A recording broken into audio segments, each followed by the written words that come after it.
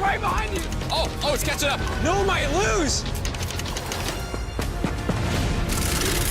Whoa, hey, low-key, that robot was a little scary. Noah Lyles just stepped onto a track and embarrassed MrBeast's sprinting robot in a way no one expected. What was supposed to be a fun tech experiment instantly turned into a viral showdown watched around the world. The fastest man alive didn't just win, he made the robot look slow, and now everyone is asking the same question. How did a world-class machine get destroyed by pure human speed? What Lyles proved in this race has people rethinking everything about AI, athletics, and the limits of real performance. In a high-stakes, highly publicized Humans vs. Robots series hosted by YouTube sensation MrBeast, Noah Lyles stepped onto the track with one mission: prove that machines still can't match the raw, natural ability of the human body. The world watched as the track phenom raced not one, not two, but three robotic competitors in a 50-meter dash, and the results didn't just surprise viewers. They sent a message that echoed far beyond the track. The challenge was part of MrBeast's 7-part series that tested elite athletes against state-of-the-art AI robots in a range of events. The first few rounds saw humans pulling ahead with wins in strength and baseball thanks to Hafthor Julius Björnsson and Eric Sim, only to see robots strike back in basketball and football. As the competition teetered at 3-3, it came down to one last event. The final race. One final human, one final hope. And that hope was Noah Lyles. Race 1 kicked off with the Unitree H1, a robot designed for agility and explosive power. Known for its ability to flip and fight, the H1 had intimidated earlier challengers with its robotic precision. But when the gun went off, Lyles blasted out of the blocks and left the machine in the dust. It wasn't close. In fact, it was laughable how easily Lyles coasted past it. Then came round 2. The Unitree H1, the fastest two-legged robot on the planet. Engineered for speed and balance, the H1 looked more humanoid and moved with frightening efficiency. But once again, Lyles barely broke a sweat. He stayed composed, ran his line, and put the H1 away with smooth dominance. Humanity was up. But the third opponent? That one was different. Nicknamed the Black Panther, this cheetah-inspired quadruped was the real deal. Capable of hitting speeds of 22 miles per hour, it wasn't just built for speed, it was built to win. For the first time in the series, Lyles wasn't just racing for pride. He was racing to win. The gun sounded. Lyles took the lead, but the Panther chased. Every step felt like a foot race for the future. Spectators were glued to their screens as the robotic predator began to close in. With every meter, the gap narrowed, and tension skyrocketed. But in true Lyles fashion, he held his form, found another gear, and surged across the finish line just before the machine could catch him. The final score? Humans 4, Robots 3. Victory. And with that, Lyles threw his arms in the air and delivered the line that fans are already quoting everywhere. Humanity is saved once again. It was more than a meme. It was a statement. A declaration that, for now, human athleticism still reigns supreme. MrBeast, the mastermind behind the event, was quick to acknowledge the significance of the moment. One day robots will overtake us, he said, but in 2025, humans still have an edge. This wasn't Lyles's first time in a MrBeast challenge. He first appeared in a previous viral showdown, racing popular streamer IShowSpeed for a $100,000 prize. Speed took an early lead, but Lyles stormed back in seconds to win, and then announced he'd be donating the money to charity. That win kicked off a series of hilarious and impressive appearances with MrBeast. Lyles went on to race the YouTuber himself, who tried to compete from a battery-powered bathtub. Lyles naturally destroyed him. Then came a kayak. Same result. A motorized bed? Not even close. Lyles won every time. Each appearance boosted his pop culture status while reminding fans just how untouchable he is on the track. But more importantly, they showed another side of Lyles. Fun, charismatic, and completely unfazed by challenges that blend sport with spectacle. Beyond the laughs, the robot race revealed a core truth about Noah Lyles. He thrives under pressure. The Tokyo 2025 World Athletics Championships had already shown that. In a season where he capped off his year by defending his 200 meters world title, Lyles still found the energy to step into a completely different arena and bring home a win for the human race. There's a reason he's one of the most recognized faces in global athletics. Lyles isn't just fast, he's fearless. Willing to take risks, willing to represent the sport outside traditional boundaries, and willing to stand up as a symbol of what humans are capable of when we combine talent with heart. That final race against the Black Panther wasn't just a gimmick, it was a real test. 22 miles per hour is no joke, most people can't even bike that fast. For Lyles to win against a robot specifically designed for sprinting showed that his explosiveness, technique, and grit can still outperform lines of code and circuits. This viral moment may have taken place on a shorter track, but it adds to the growing list of legendary moments in his career. From Olympic golds to Diamond League titles to now defeating robots, Lyles continues to make headlines. But make no mistake, this was just a teaser for what's next. With the 2025 season behind him, Lyles is already planning his return for 2026. His focus? Continue his dominance in the 100 meters and 200 meters while preparing for the next Olympic cycle. He's also hinted at off-track ventures, including more collaborations with media personalities and creators. And given the overwhelming success of the Humans vs. Betso Robots video, fans are already asking, what challenge will he take on next? If there's one thing we've learned from this event, it's this: you don't bet against Noah Lyles. Not on the track, not in the lab, and definitely not against robots. Because while machines might be catching up, they haven't quite caught Noah Lyles, not yet. And as the world continues to debate the future of AI and athletics, one thing is clear: 2025 belonged to the humans. More specifically, it belonged to Noah Lyles. For many athletes, the off-season is about rest, but for Lyles, it's a blend of recovery and reaching new audiences. His MrBeast collaborations have opened doors far beyond the traditional sporting community, introducing track and field to millions who may never have watched a race. These appearances aren't just fun, they're strategic.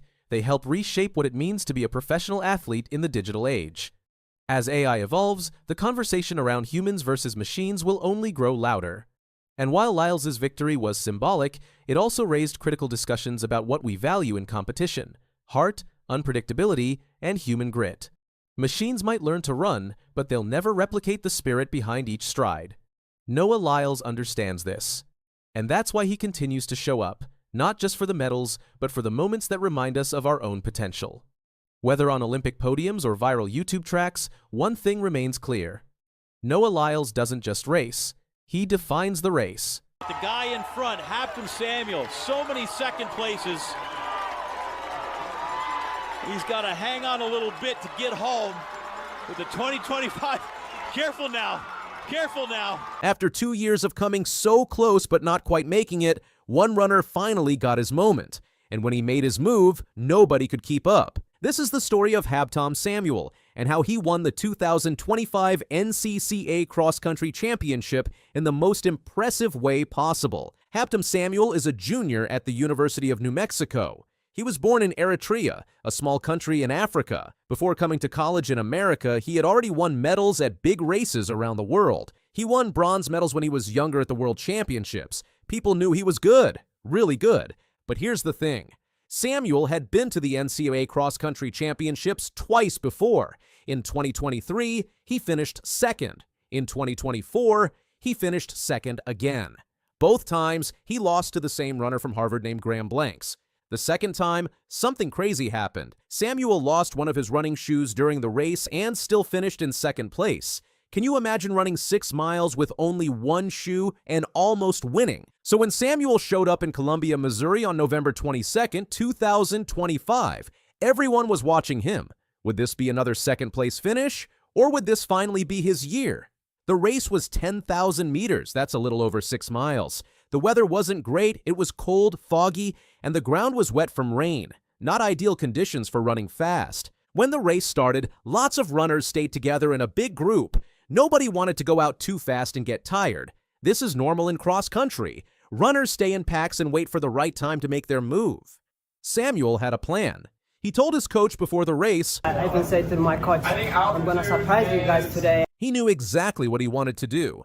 He didn't want to start his kick too late. Some runners are really good at sprinting at the very end. Samuel knew if he waited until the last 400 meters, those runners might beat him. So his plan was different. He was going to run hard for longer. Samuel said this after the race. Yeah, I kind of plan like not coming with the guys till the 400 or something. I know there's some guys at 1500, maybe they're gonna kick me out. So I prefer like to just run longer and I just run hard. So that was my plan. For most of the race, Samuel stayed near the front but didn't lead. He was being patient. At the halfway point, which is 5,000 meters, most of the top runners went through in 14 minutes and 25 seconds. Still a big pack, still waiting. The teams were racing too, not just individuals. Oklahoma State was looking really strong. They're the #1 team in the country and hadn't lost all season. New Mexico, Samuel's team, was right there with them. Iowa State, Oregon, and other schools were all fighting for the team championship. Then, with about 1,500 meters to go, Samuel made his move. And it wasn't a small move, it was huge. Between the 8,000-meter mark and the 9,000-meter mark, Samuel ran 1 kilometer in just 2 minutes and 37 seconds. To put that in perspective, that's the same pace as running 1 mile in 4 minutes and 13 seconds. That's incredibly fast, especially when you've already been running hard for 5 miles. This surge did exactly what Samuel wanted. It broke everyone. Suddenly, he had a gap, 3 seconds ahead of Rocky Hansen from Wake Forest and Brian Musso from Oklahoma State, 4 seconds ahead of Dennis Kipngedich from Oklahoma State, 5 seconds ahead of Solomon Kipchoge from Washington State. Rocky Hansen tried to chase Samuel down. He was the only one who looked like he might catch him, but time was running out. Samuel kept pushing hard. His last kilometer was 2 minutes and 44 seconds. His 2 fastest sections of the entire race were at the very end when it mattered most. That shows how smart he ran. He saved his best for last. Samuel explained, "By the time I got to the front, I was just telling myself, I'm going to run hard. I'm going to break those guys and just keep this fast pace." And I did it. That was my plan. As Samuel came down the final stretch, he knew he had won. He threw his arms out wide and weaved toward the finish line. He was soaking it all in. After 2 years of finishing second, this was his moment. He crossed the line in 28 minutes and 33.9 seconds. Careful now. Hoptum Samuel, finally a national champ. 2-2-1. Rocky Hansen finished second in 28 minutes and 38 seconds. Solomon Kipchoge was third in 28 minutes and 40 seconds. Samuel beat Hansen by over 4 seconds. In cross country, that's a comfortable win. After the race, Samuel was so happy. He told this to the reporters, "This is amazing. After these past 2 years of finishing runner-up, I was like, keep working hard. I didn't ever give up, just fighting. I'm really happy. This is God's plan. Finally, I just made it. I finished. I got the title to bring to Albuquerque." Samuel's time of 28 minutes, 33.9 seconds, set a record for the Mountain West Conference. That's the group of schools that New Mexico competes with. He broke his own record from the year before. He also became only the second runner from the Mountain West to ever win the men's NCAA cross-country championship. The first was Josh Rohatinsky from BYU, who won way back in 2006. But Samuel wasn't the only winner that day. His whole team had an amazing race. 3 other runners from New Mexico also finished in the top 20. Collins Kiprotich finished 8th. Evans Kiplagat finished 13th. Vincent Churchill finished 20th. When you finish in the top 40 at nationals, you become an All-American. That's a huge honor. So New Mexico had 4 All-Americans on the men's side. The team scoring in cross-country works by adding up the places of your top 5 runners. Lower is better. New Mexico scored 82 points and finished in second place as a team. That's the best finish in the school's history for the men's team. Oklahoma State won the team championship with 57 points. They put all 5 of their scoring runners in the top 30. 3 of them finished 4th, 5th, and 6th. That's incredible team depth. It wasn't just the men who did well for New Mexico. The women's team also had a great day. On the women's side, the race was won by Doris Lemongole from Alabama. She won her 2nd championship in a row. She finished in 18 minutes and 25 seconds for the 6,000-meter race. A freshman from BYU named Jane Hedengren pushed her hard but finished second. NC State won the women's team championship. It was their 4th title in 5 years. They're just dominant right now. New Mexico's women finished fourth as a team. Their top runner was Pamela Koski, who finished 17th and became an All-American for the second year in a row. Their coach, Darren Gosson, was proud. He said, "To finish as the only NCAA division I programmed to double trophy, I mean, it just speaks to New Mexico cross country and what we're all about. We're just going to keep our foot on the gas and try and come back and win 2 next season." Samuel is now the most decorated runner in New Mexico history. He has 10 first-team All-American honors total when you count both cross-country and track. He also won the 10,000-meter championship in outdoor track last year. After finishing second 2 years in a row, a lot of runners might have given up or lost confidence. Not Samuel. He kept working, he kept believing, and when his moment came, he was ready. This win means everything to Samuel. He dedicated it to his school and his city. She has just become the 4th fastest woman. Melissa Jefferson Wooden just stunned the entire sprinting world. At the 2025 World Championships in Tokyo, the 24-year-old didn't simply win. She crushed the field, shattered expectations, and left the sport's biggest names struggling in her wake. Her dominance wasn't luck. It was a statement that embarrassed the sprinting elite. But Melissa Jefferson Wooden streaks away in the closing stages, 10:61. Jefferson Wooden opened her Tokyo campaign by clinching the 100-meter gold medal in a stunning 10.61 seconds. It wasn't just a personal best.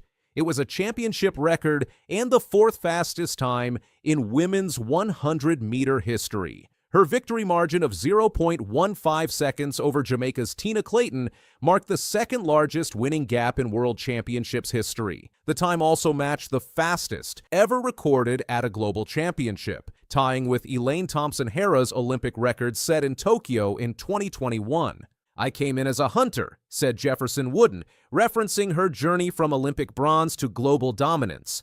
"I have never won a world or an Olympic 100-meter title, and I worked for that this whole year." Her major rival, Julian Alfred, St. Lucia's Olympic champion, was a formidable presence in the race, but a pulled hamstring during warm-ups hampered her performance. Alfred still managed a courageous 10.84, securing bronze. Tina Clayton, just 21 years old, grabbed silver with a personal best of 10.76.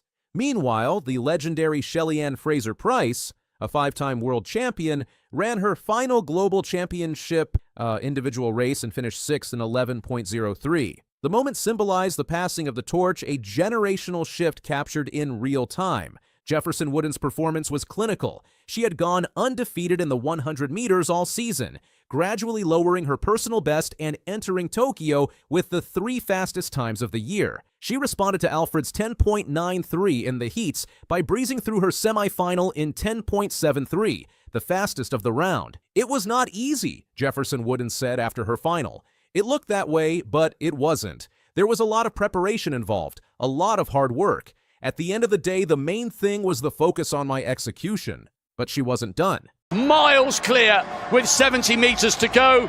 She's done something that no American woman has ever achieved before. 5 days later, Jefferson Wooden lined up for the 200-meter final in lane 6, flanked by 2-time world champion Shericka Jackson. The stakes were monumental. A sprint double was on the line, and once again she delivered with breathtaking flair. Jefferson Wooden exploded out of the blocks, rapidly made up the stagger on Jackson, and never looked back.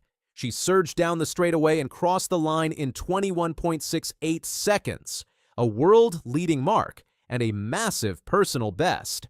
That time elevated her to number 8 on the all-time list and secured her place in sprinting history. Anytime I see anything under 22 seconds, I think, yes, that was great. To see 21.68, it's like, wow, you're kind of moving. It's undeniable at that point, she said post-race. The silver went to Amy Hunt of Great Britain in 22.14, edging out Jackson, who clocked 22.18 for bronze. The U.S. dominated the final, placing 4 women in the top 8, a feat not achieved since 2007. The 200-meter wasn't even part of Jefferson Wooden's original plan, but after her success in the 100-meter, she told her coaches she wanted to take it seriously. They both kind of looked at each other like, "Did y'all hear what she just said? Is she serious?" She recalled. What started as a side goal transformed into an iconic statement. She became only the 4th woman to win the 100 meters and 200 meters at the World Championships, joining legends like Shelly-Ann Fraser-Pryce, 2013, Katrin Krabbe, 1991, and Silke Gladish, 1987. Jefferson Wooden also became the first American to achieve this sprint double since Allison Felix in 2009. But she still wasn't finished. On the final day of the championships, she anchored the U.S. women's 4x100-meter relay team to gold, completing an astonishing sprint triple. In doing so, Jefferson Wooden joined an elite group of women: